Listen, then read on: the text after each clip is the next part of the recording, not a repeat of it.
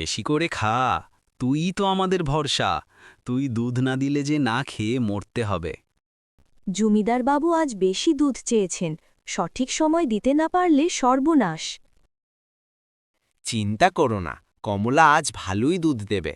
আমি তাড়াতাড়ি দুধ দুহিয়ে নিয়ে যাই। রিনা, তুই কমলাকে মাঠে নিয়ে যাস। ঠিক আছে বাবা।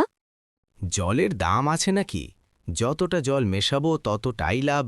এই ভেজাল দুধ বেচেই তো বাড়ি গহনা সব হয়েছে। কিন্তু করিম গোয়ালা যদি এ কথা জমিদারকে বলে দেয়, করিম তো খাঁটি দুধ বেচে। করিমের মতো বোকা আর একটাও নেই। সৎপথে চলে কি পেয়েছে? উপোস। জমিদার আমার থেকেই দুধ নেবে, কারণ আমার দুধ বেশি।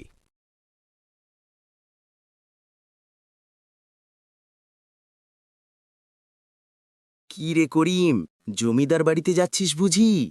তোর ওই এক ঘটি দুধে জমিদারের কি হবে? ভাই জলিল, দুধে জল মেশানো মহাপাপ।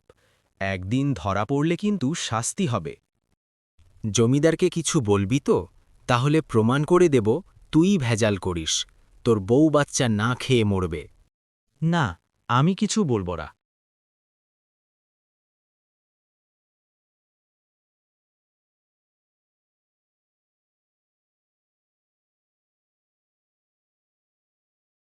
করিম, তোর দুধের কথা অনেক শুনেছি। আজ তোর থেকেই দুধ নেব। একই জমিদার মশাই, রোজ তো আমি দিই, এটা অন্যায়। তোর দুধে কোনো স্বাদ নেই। করিম, তোর দুধ দেখি তো।